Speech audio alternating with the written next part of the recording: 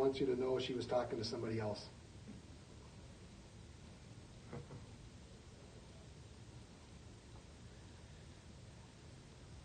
I'm here. Do you want me to still leave the meeting? I think I can because it's short enough. Yeah, I think so, because it's Noel's the only one here, unless he wants to exert his authority. But I think you can lead it from there. Everybody's on the... He could sure correct it. No, I can't. I don't know how. He's bailing out. Well, tell him to pay attention because he's hopefully going to need to know here shortly. Did you hear her? So to pay attention, because you might need to know how to do this shortly. Oh, yeah? He sounds kind of skeptical. Well, it's 7 o'clock. Do we want to roll? We're waiting for Joe to get on. Oh, do we know he's coming? He's trying to get on. Oh, okay. And I won't text him if you're communicating with him. We'll give Joe a few more minutes, see if we can get him logged on. Oh, he's on. Joe, you there?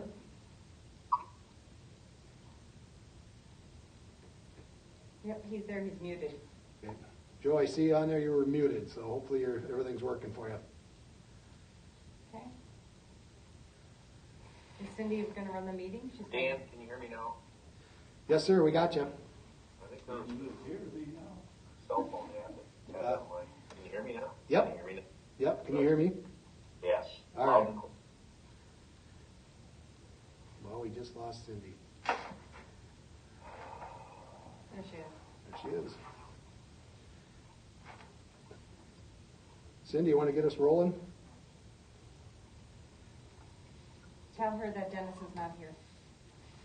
Yes, let's go ahead and start, call the meeting to order, and we'll start with the Pledge of Allegiance.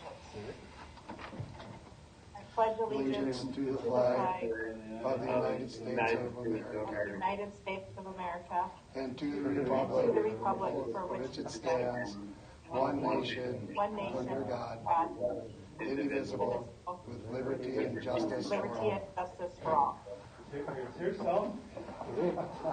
Little delays on that, but we got it. We got it. Okay, and as far as roll call goes, I believe Mr. Bailey is in person, Right. and I'm appearing virtually as well as Mr. Jansen, Mr. Ryan, Mr. Shute. And That- is anyone else? So we have you, Jeremy, Joe, or Mr. Jansen, Mr. Ryan, Mr. Chute. Virtually, yes. And then Noel's in person. We have 2 absent. Okay. Okay. So Dan, if you could lead us with the agenda, that would be helpful. All right. Do we have any comments from the visitors?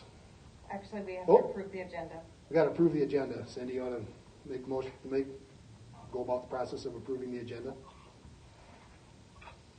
Is there a motion to approve the agenda? I'll make a motion. We approve the agenda. That came from Noel. Second. Motion by Ms. Bailey, there, second. Second. That's Jeremy. Second by Mr. Jansen. All those in favor signify by saying aye. All right. Aye. Any opposed? Motion carries. All right. Okay, next on the agenda. Comments from visitors. I don't think we have any. Comments from Oh, we visitors do. must be informational in nature, not to exceed 5 minutes per issue. Are there going to be any comments? Don't need to read the rest of that? Okay. So we got that. Now we're on to new business.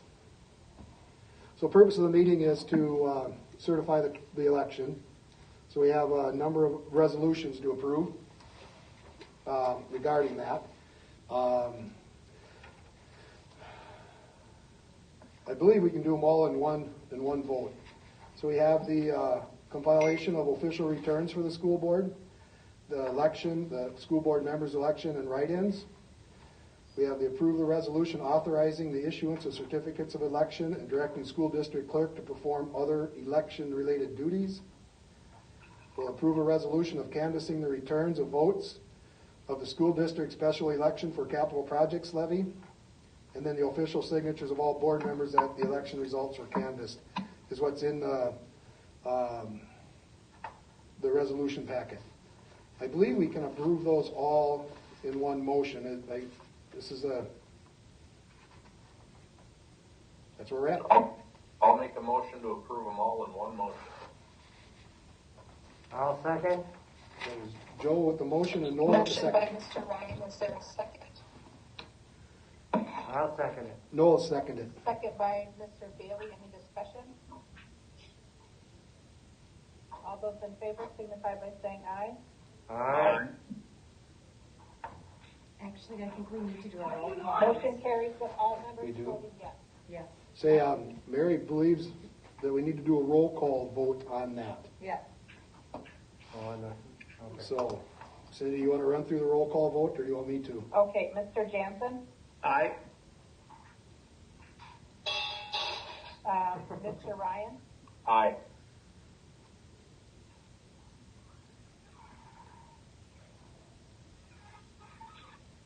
Mr. Shute,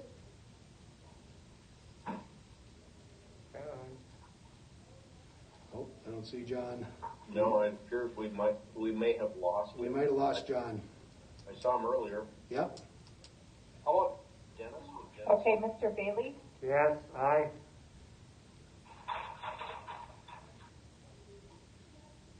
So those are here. Jeremy, Joe, John, Cindy. And Cindy? We might need her, let's see here, yep. Well, that's and four. I vote yes. Okay. And if John comes back on, we can get him, and Kevin and Dennis are not on tonight. All right. So that's the, Okay, I believe that motion carries. oh, sorry. All right, and then I just wanted to give an update, as long as I had everybody on. You know, with the levy being voted down, we're gonna have to have some discussions about what that means and where do we go from here. I don't anticipate we're gonna do that tonight, but we really do need to look at discussion of the future of ISD one, and we're gonna need to make some significant budget reductions. The other thing that I want to share with you, and I think the board's aware,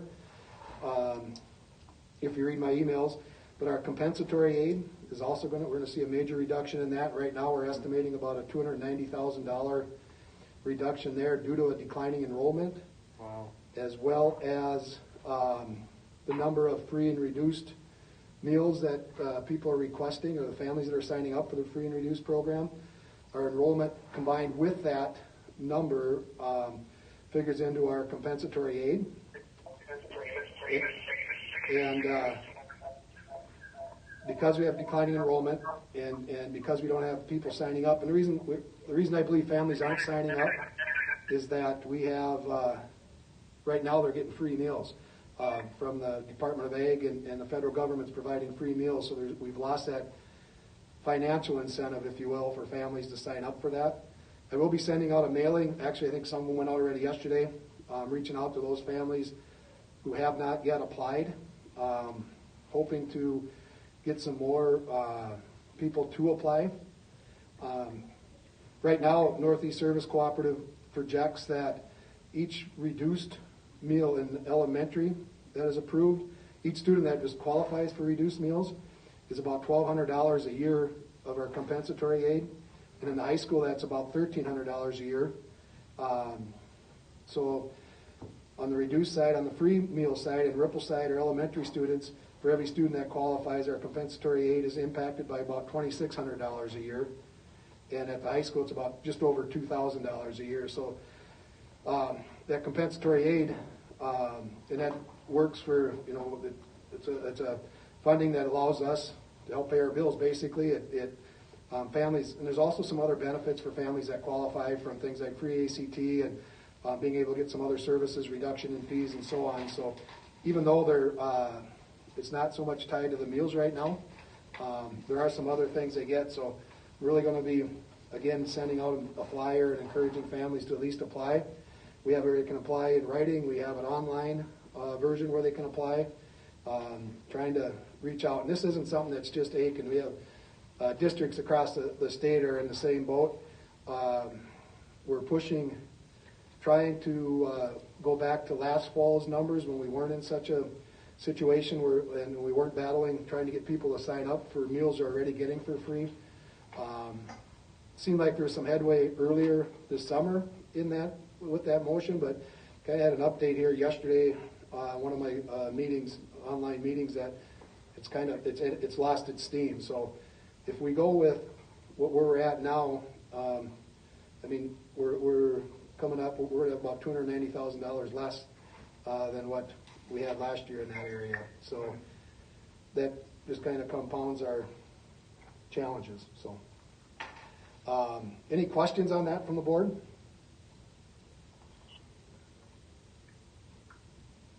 I have a question. And so do you have a number of like how many additional, because if students are distance learning, we still capture that money, correct? Yes. We don't if they go homeschooling. But if they are being homeschooled, Yep. if they're being homeschooled, then we lose that money, correct? Correct. And our homeschool number's up about 35. And how much money? So our homeschool, Okay. yeah. And how much money is it per student that's being homeschooled? Well, the per pupil aid is going to be around $8,000. This would be above and beyond that. About $8,000, I think $7,800 or somewhere in there for a student. It depends how you calculate that and what you all figure in And there. have we had any other students that have left the district because of any of the situation that we're working with right now? Like due to COVID or Right. like that? I think our biggest loss there was to homeschool. I know, Mr. Corrales, do you know? I hate to put you on this, but if we wouldn't have lost the additional 36 or 35 homeschool students, our enrollment would have been pretty comparable to last year. We'd have been within a couple of students. And online. Yep. And we did lose some students to online. But that number was like 5, right, or something. It wasn't. We had a few students that we lost that just went full-time online to a separate program outside of what we offer here. And have we done like a survey or any sort of a follow-up with those families to find out why it is that they were choosing to homeschool or to leave the district? I'm just curious why. Well, we haven't done a follow-up, but much of the reasons at the time, it's a fine line between how much you push and how much you ask, but a lot of it had to do with just the whole pandemic of either a family didn't feel safe or didn't want to, didn't want the mask or follow the other mandates, or maybe were worried about the online or remote learning, distance learning if we went to that, because they maybe had a bad experience in the spring. So there's a variety of reasons that we were told in August and early September when families were choosing that, but we haven't done a follow-up since then.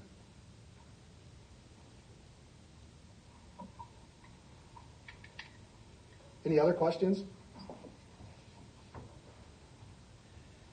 going to jump in and talk a little bit about the COVID update. I was going to share this with the board in the write-up in the email, but right now we have 5 active school-age cases. I think that might adjust a little bit today. I know we're dealing with some things today. For perspective purposes, that's about just under 0.5% of our student population is active right now. There's 160 cases in Aiken County. In the city of in the Aiken district. 5 of them are of the school-age kids.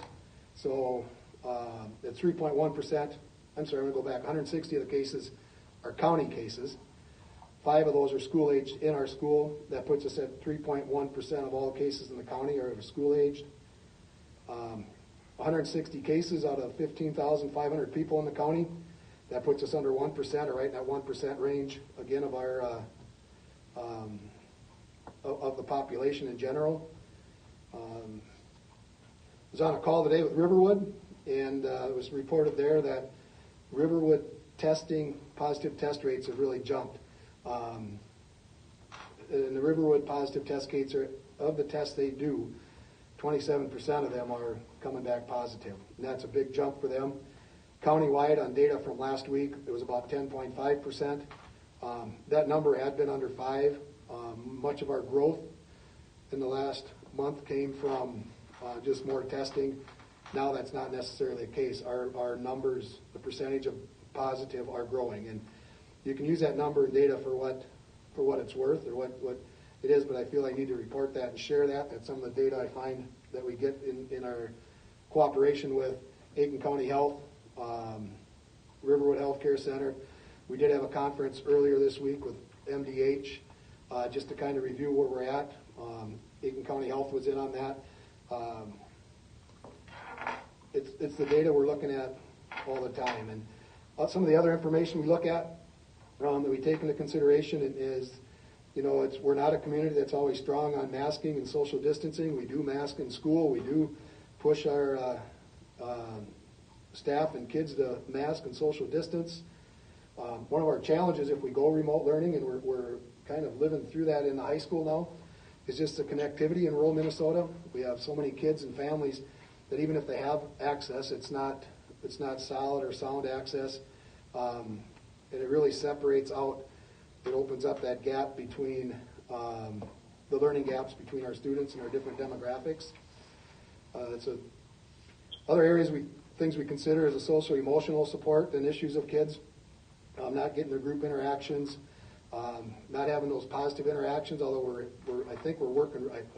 we are working hard on that now in the high schools being remote learning, with pushing kids and families teachers to check in and have live streaming during the class period, so kids are getting some of that, we hope.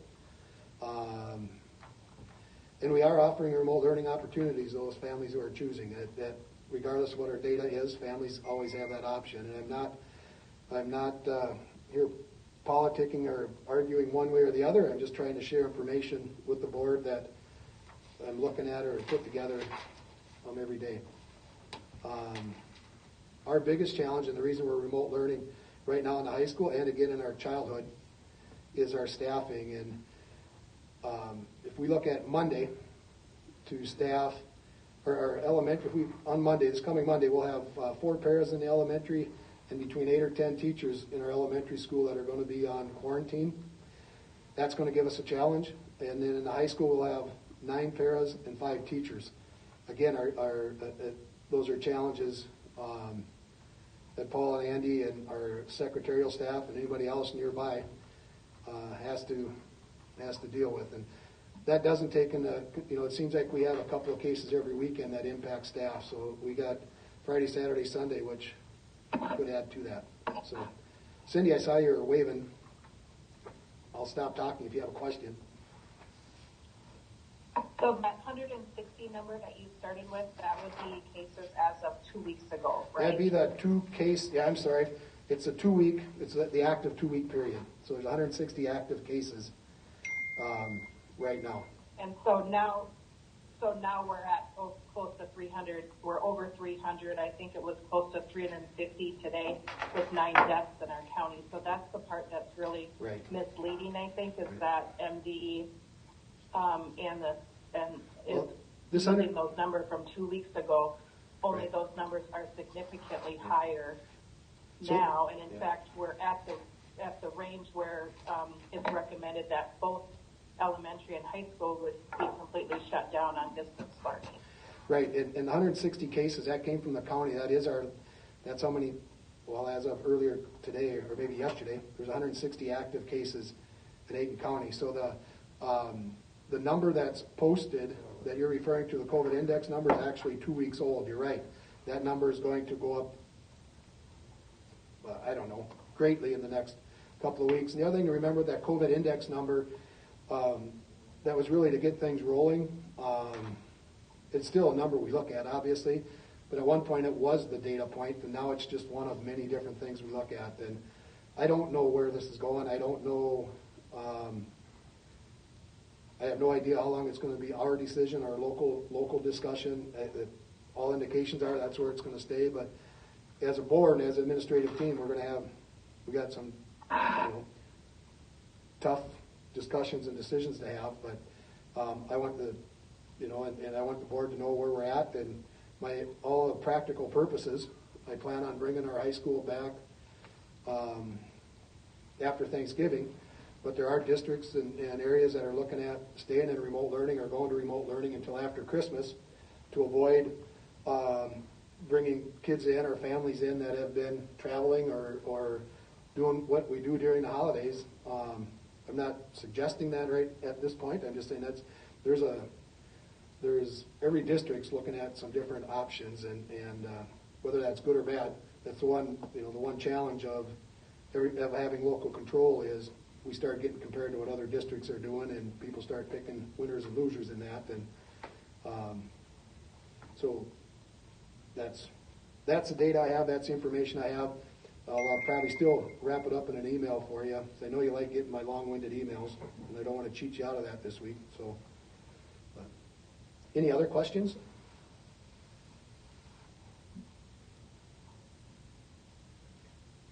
Okay, next thing on the agenda says adjourn, Cindy. Say, Dan, can you remind all board members to stop in this week and sign the documents? Okay, Mary wants me to remind you all to stop Do in. we want to look at setting a meeting right now to be discussed?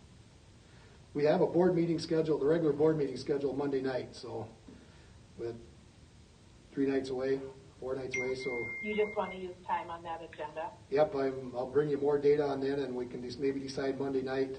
I'll be in a meeting tomorrow directly with Riverwood, Aiken County Health, looking more at our, Friday seems to be the day we look more at our specific local data, and Aiken County Health and Riverwood with Dr. Taylor and Jeannie LeBlanc, and they've been great to get advice or just to work with and talk through things. So I'll have that meeting tomorrow, and I hope to have more data and more information from them and recommendations as to what our steps are from there that we can discuss Monday.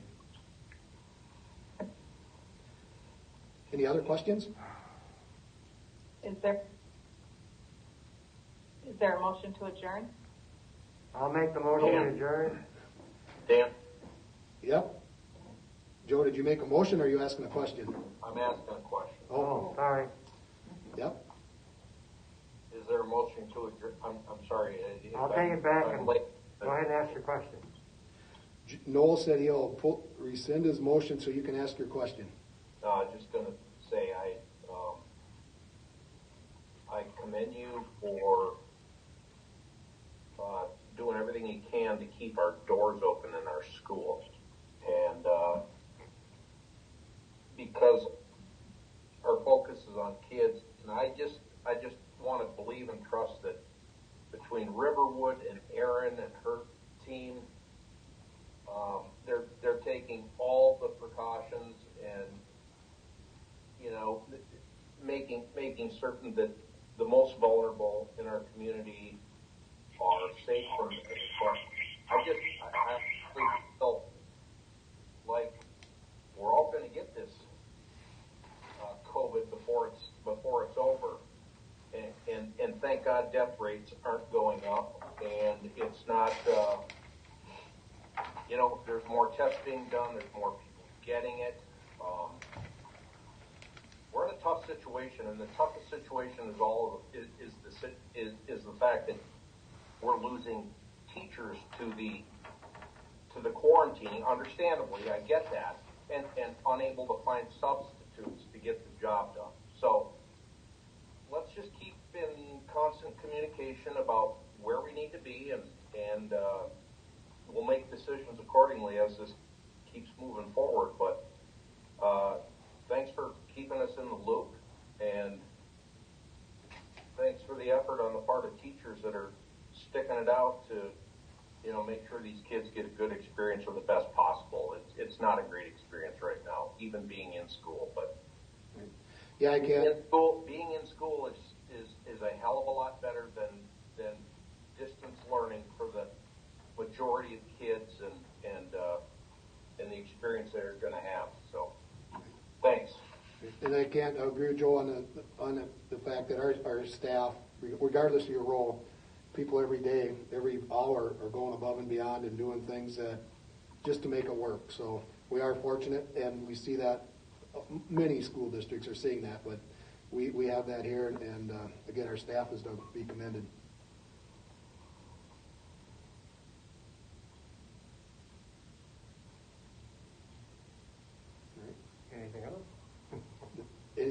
Anything else? Cindy? I would just like to also piggyback on that and thank you, Dan, and the administrative team and all of the staff, because I know everyone has worked extremely hard at providing a safe learning environment for our students. And I know that you guys are really stretched thin and you're doing the best that you can with what you have every day. So I do want to thank all of you for all of your efforts. I also I see that Mr. Shute, I think, was involved in the vote to canvass a little bit earlier, and then I think he disconnected. So, Mr. Shute, I just wanted you to know that I believe that you had cast a yes vote in favor of that motion. For those brief moments that you had lost connection, we did have to go around and do an individual roll call vote on there. But I believe that with the 4 that were remaining, we still had a quorum. Is that correct, Mr. Stifter? We did have a quorum, but John can weigh in if he chooses. Okay, so I just wanted Mr. Shute to know that that's kind of what happened when he bleeped out just for a second there. Does he want to give his motion? John, do you want to give your motion or not? I didn't hear anything that was going on. I missed most of that, so I'm glad you had a quorum. Okay. Should I put him as being abstaining? Yes, I suppose. We'll put you as an abstain. Whatever. All right. Okay. Thanks, John. And then Mary does have documents that need to be signed by all of Is you. there a motion to adjourn? I'll make that motion. Noel's got it. Second. Was that Joe? Jeremy or Joe? Second. Jeremy seconded. I know who did it first time, but I Jeremy. think Mr. Jansen was the second. I did Okay. hear the first. All right. Can you just repeat back who was the first and the second? No was first. I think. Noel was made the motion. Jeremy was the second. Yes. Okay. So motion by Mr. Bailey. Mr. Bailey, second by Mr. Jansen. All those in favor signify by saying aye. Aye. Aye.